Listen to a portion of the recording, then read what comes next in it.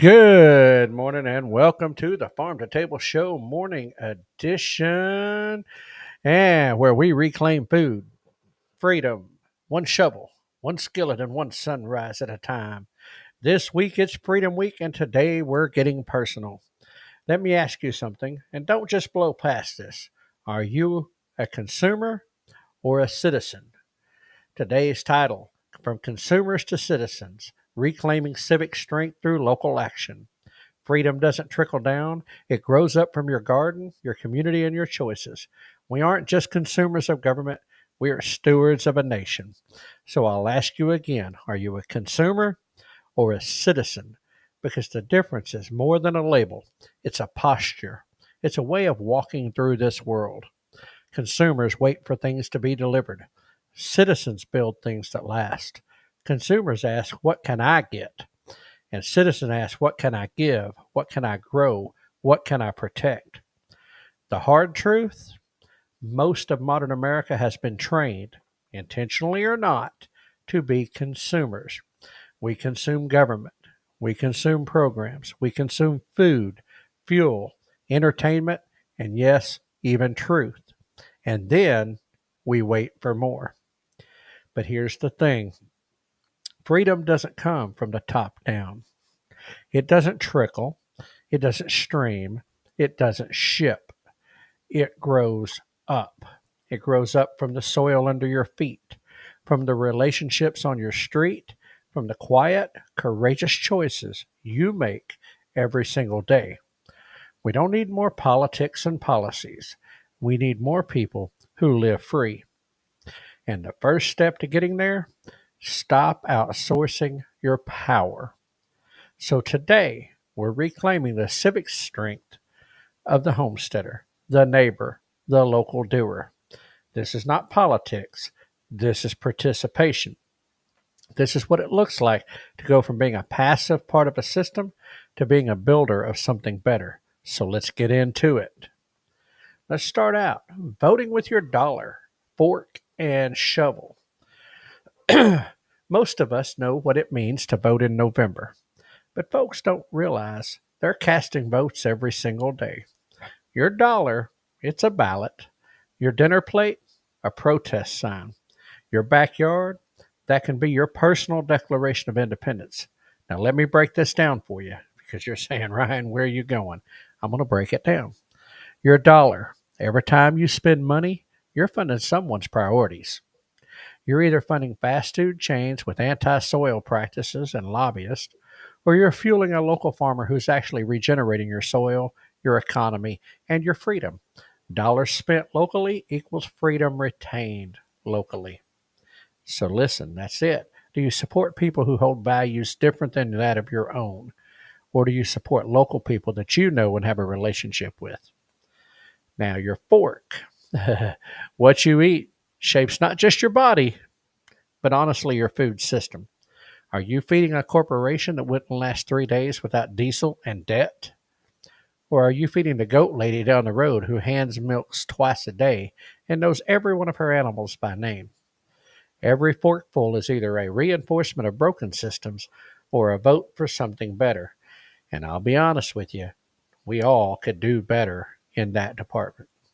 Now, your shovel. Let's not forget your own backyard. When you plant something, when you compost, when you raise a hen or hang a clothesline, you're not just being quaint. You're making a statement. That statement is, I'm not helpless. I will not be spoon fed. I will grow. These are votes. These are choices. These are citizens' acts of courage. It's not about waiting for change. It's about being the change. So let's get into a myth. The myth of doing your part versus actually making change. You've heard it before, several times over probably. Just do your part. Recycle your plastic. Vote every 4 years. Support the economy by shopping. Friends, doing your part has become code for stay in line. And listen, vote every 4 years. You better pay attention locally, because most votes happen locally. There's something on the ballot every year. There's something going on every year or every 2 years. Midterm in the federal, and we all get focused on the big elections in Washington, D.C. But hey, Local elections have just as much, if not more, of an impact on your day-to-day life than anything happening in Washington, D.C. So be paying very close attention. So back to where I'm at. Doing your part becomes code for staying in line. It's the illusion of involvement without any real power shift. It makes you feel like you're contributing without ever challenging the system that made the problem in the first place. Here's the truth. You weren't born to do your part. You were born to do your share of the growing, your share of the rebuilding, your share of the protecting, producing, and preparing. Look at nature. Every tree, every bee, every patch of soil, everything contributes actively to the good of the whole. That's what a healthy system looks like. Everyone showing up and everyone carrying a load. Doing your part is checking a box. Doing your share is stepping into purpose.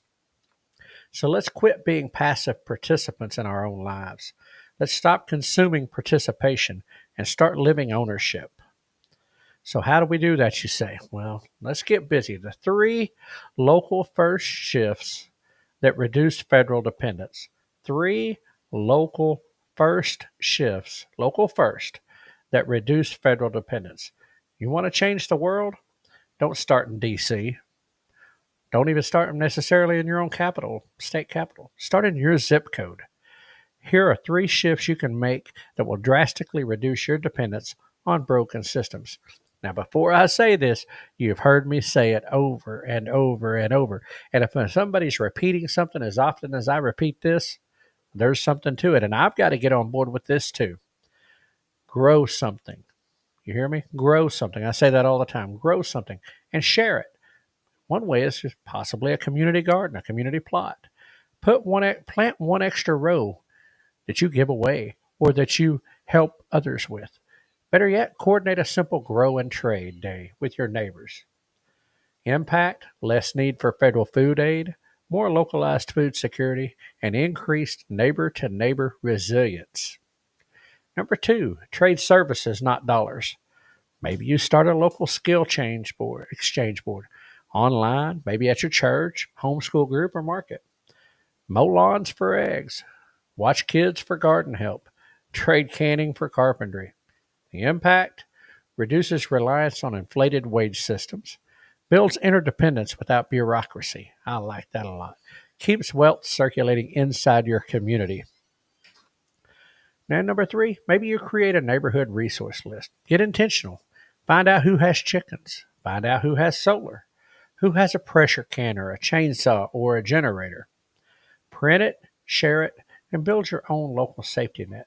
Now, listen, you've got to get that 5 I've talked about so many times. You got to get that group of people.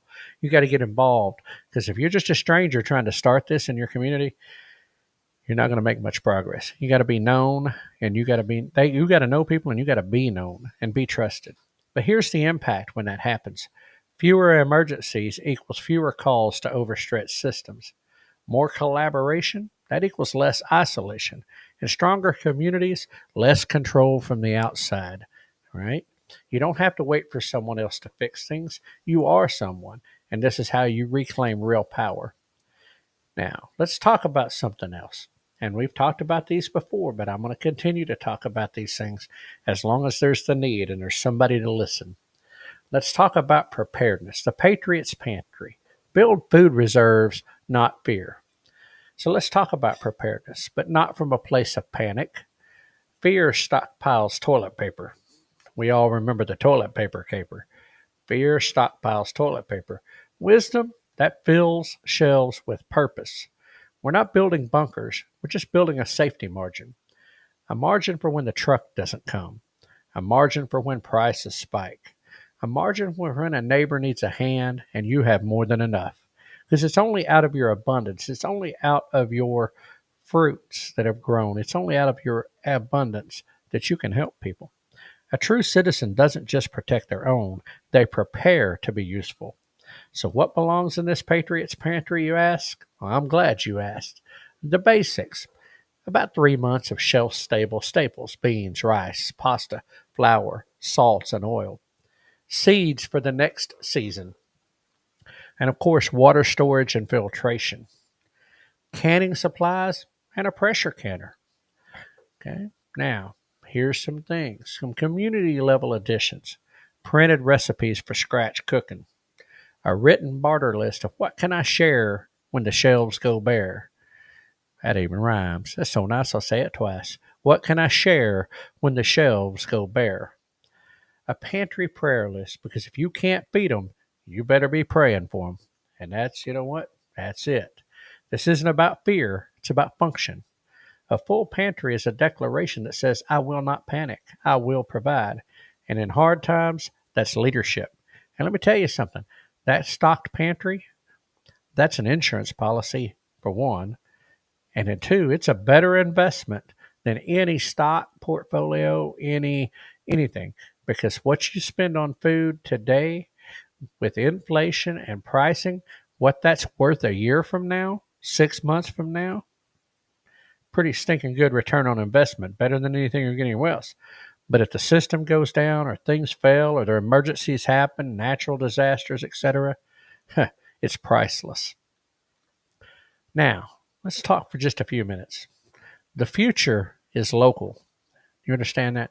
Things are getting closer and closer to home. People are pulling into their circles. The future is local, and that's a good thing. So here's what I know, okay? And I want you to hear me. Washington isn't coming to save you. Your state capital probably isn't coming to save you. Your county government might not even be coming to save you. Your neighbors, your community, and your town, and your friends, and your relationships, that's who's coming to save you. Wall Street isn't planning your next harvest, not even. And big tech doesn't care if your power goes out or your kids go hungry. But your neighbor, they just might. Your garden certainly will. Your community, if nurtured, absolutely will. Because the future isn't global. The future isn't digital. Oh, I know AI's out there and all those things. But the future, if it's going to be strong, free, and human, it's local. So you're not just a consumer. You're not just a voter. You're a steward, a builder, a citizen. Don't let anyone convince you that you're too small to make a difference. And every freedom movement starts with one backyard, over one table, one brave decision. And you know what? You've already made it by listening, by growing, by showing up. So I encourage you each and every day to keep going, keep being part of this, keep staying in this community, because freedom doesn't trickle down. It grows up from right where you're standing. Right where you are standing. Are you ready? Are you ready to step up? Episode 4, Revolution in the Backyard. What the founders would say about your garden. That's tomorrow's. And this, my friends, is where I will leave you with this. The future is local, and that's a good thing. So, good morning, everybody. Good morning. Hope you all enjoyed that. Hope that really kind of called you to action, called you to kind of consider things. And that's really what it's about. Now listen, I'll be the first to tell you, I got a lot of shortcomings on that list, as many of you probably do as well. Some of you are further along on our self-reliance scale. Some of that stuff is what you're already doing. And bravo, hats off. But to those of us that still got some growing to do, can still do better, we need to do that. Now, my friends, I can't do roll call because, again, this is unfortunately Memorex. I was really hoping to get through this week without having to do this much, but part of the reason we're doing what we're doing, my work has just about become untenable as far as trying to keep a regular schedule and be able to do this. It's very late on Tuesday night as I record this for y'all, but I am hoping this goes down well. Hope y'all like this. Miss being with y'all. I'd much rather be going through the roll call and chat, saying good morning to everybody. Good morning, Scotty. Good morning, Terry. Good morning, Robbie. Good morning, Joy Bartlett. Good morning, Jeff. Good morning, Bro. Good morning. I'm sure I'm missing somebody. I shouldn't start naming names, but you know what? All of you, that come in,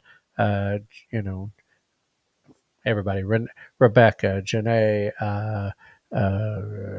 Tracy, everybody that comes in, all the guys, all the gals, all of my tablers, the ones that show up every day, the ones that are in there. And you know what? To the silent listeners who don't get in the chat or you watch it on the replay, people like Janet who usually have to, you know what? I'm happy you're here too. And I'm glad you've been a part of this journey. And I'm glad that I've got to spend so many of my mornings with y'all.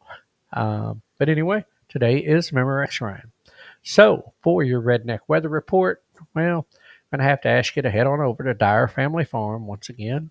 See our good friends Jack and see Dina and check them out over there on Dyer Family Farm. And, uh, catch the redneck weather report. See what they got going on.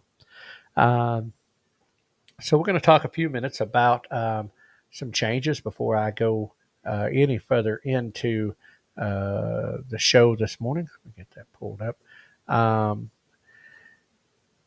Some of you may or may not notice that you've been on YouTube anyway. You've been designated as moderators. If we have not reached out to you already, we will be reaching out to you because this is part of our efforts going forward. We pick some people that are here on a pretty regular basis, some real regular, and or have been moderators on others, and people who've been here with the show and understand kind of what we're about.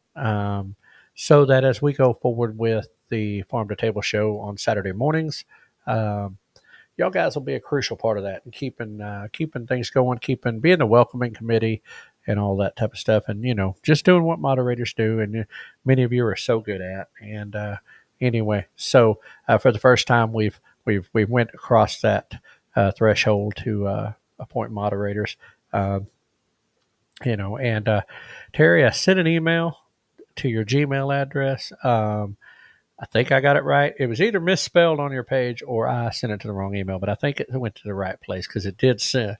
So if you would check that and then get with me afterwards. But anyway, so glad that each and every one of you are here. And listen, when I get into talking about freedom and I get into talking about citizenship and responsibilities and things of that nature, I can get real passionate. I can get real focused because it's something I've been passionate about. Civics, studies of civics, government, political science, etc., from an early age. It always interested me. It still interests me. I just choose to stay out of a lot of it because it stresses me out and just really makes it very difficult for me to, I don't say difficult to function, but it I'm sure keeps me in a agitated state of mind. So while I do keep up with what's going on, I don't dwell on it a lot, and I don't carry it. But when you get to talk about freedom and what the price of freedom is and what it is to be a citizen and the responsibilities of that, I can get pretty passionate. But anyway, as I hope many of you do, politics aside, two-party system aside, left, right, Democrat, Republican, Independent, blah, blah, blah, blah, blah. For the most part, my opinion is, it's the same animal. It's just got a different suit on. That's all. Two different. Some are better than others. That's all that is. And George Washington famously said that the two-party system would be the downfall of America. And unfortunately, I'm afraid he could very well be proven to be right. There's a lot of things they've done that, they control the choice. That's all I'm saying. Get me going on my little rant on my soapbox. We don't want to do that today. So before we go too much further, let's see. Hope the weather is good where you're at. It's cooled down a degree or two. It's not as hot this week so far, but it's still hot. Looking forward to 4th of July that hopefully is not too terrible. But let me give you the brain buster right now. I love this one. Clapping, that's just hitting yourself repeatedly because you like something. Hear that? That's just hitting yourself repeatedly because you like something. So, next time somebody says hit yourself, just start clapping. Same thing.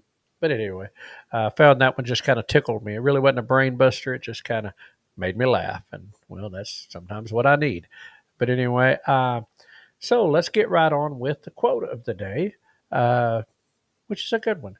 Citizenship is what makes a republic. Monarchies can get along without it. Mark Twain said that. Citizenship is what makes a republic. Monarchies can get along without it. Mark Twain. Now, see, staying in line with our topic, people would do well to remember. Now, I think most here probably get this, but it bears worth repeating because somebody might come along and watch this that's not. We are not a true democracy. A true democracy does not work. We've seen it time and again attempt. A true democracy is simply majority rules. Whoever has the power, whoever gets the most votes, like 51%, whatever, one more than the other guy, they have absolute control and absolute rule. That's democracy. And democracy does not work well. We've seen it too many times throughout history. What we are is a constitutional republic, which is a form of democracy, much like a parliamentary government is a form of democracy. Okay, but we are a constitutional republic, which means we have a constitution that does the framework of our country, does the framework of our laws, and the responsibilities of the citizens. Because the word I said, it's not a popular word these days, and that is responsibility. It's not a popular word these days. People don't want to be responsible. They don't want it to be responsible for things. They want somebody else to be blamed, but they don't want responsibility. But the citizen has responsibilities. There's a lot of rights and there's a lot of protections, but they have a lot of responsibility. And the Constitution was built to limit government, not the citizenship. Let's remember that. We are a constitutional republic, a representative government, right? Now, that's your civics lesson for the day. We could go more, but that'll have to be on another channel or another conversation. But anyway, just understand that. Like I said, I get passionate about it, and it's hard not to talk about it. So, when Mr. Twain, Mr. Samuel Clemens said citizenship is what makes a republic, he is correct. Monarchies, they get along without it just fine. Wise words, Mr. Twain, wise words. So anyway, now that we've gotten through that and we're heading into today, kind of getting close to the end. I'm not going to stay long today as long as I normally would because I don't have y'all to chat with. And that's what I don't like about, one of the many things I don't like about the pre-recorded Memorex is I don't have y'all to interact with.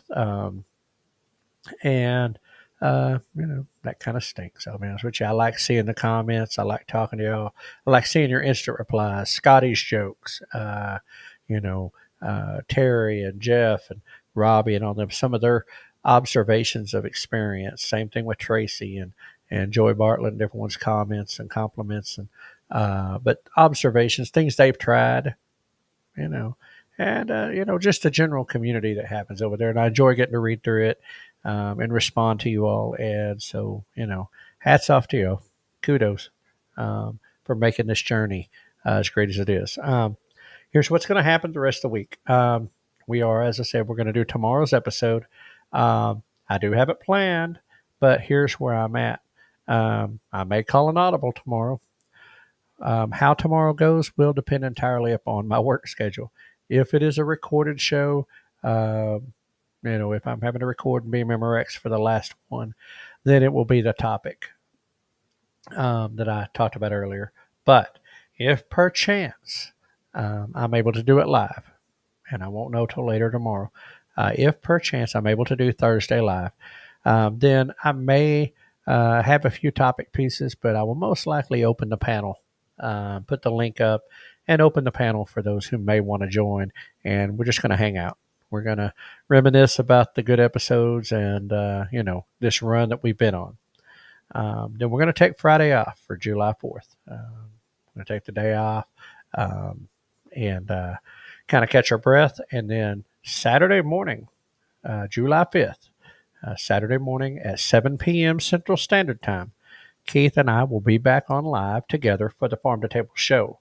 We're dropping Morning Edition. We're not renaming it Farm2Table Show Saturday, whatever. We're not doing that. It's just going to be the Farm2Table Show because it is Keith and myself back together again, and I am super excited about that part of it. Already have the topic picked out. Already got the show built.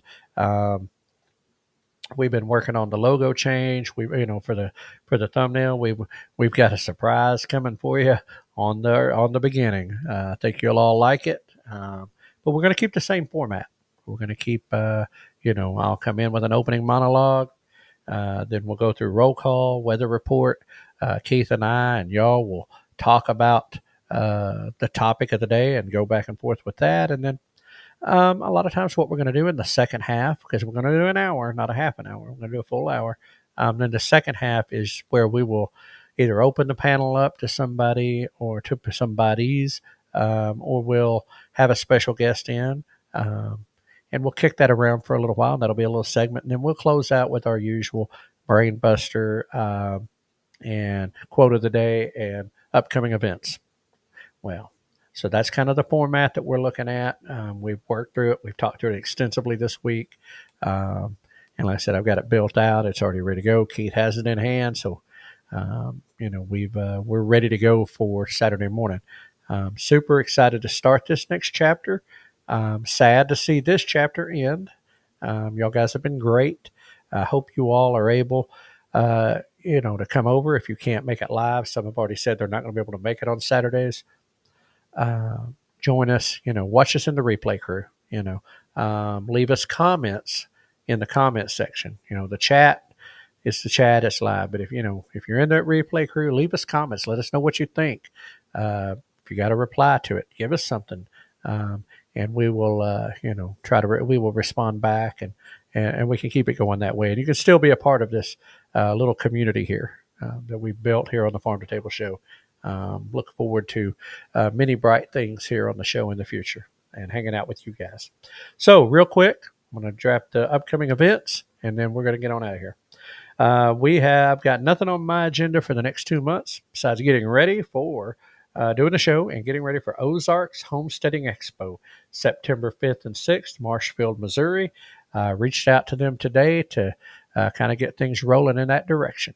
So, or I say today, yesterday, reached out, try to get things rolling in that direction, but we're going to get ready for Ozarks Homesteading Expo. Again, September 5th and 6th, Marshfield, Missouri. I know they have the applications open for volunteers right now. They need help.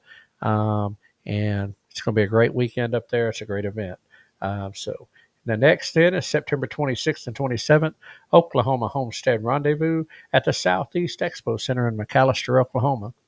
I'm super excited about that one. It's going to be great.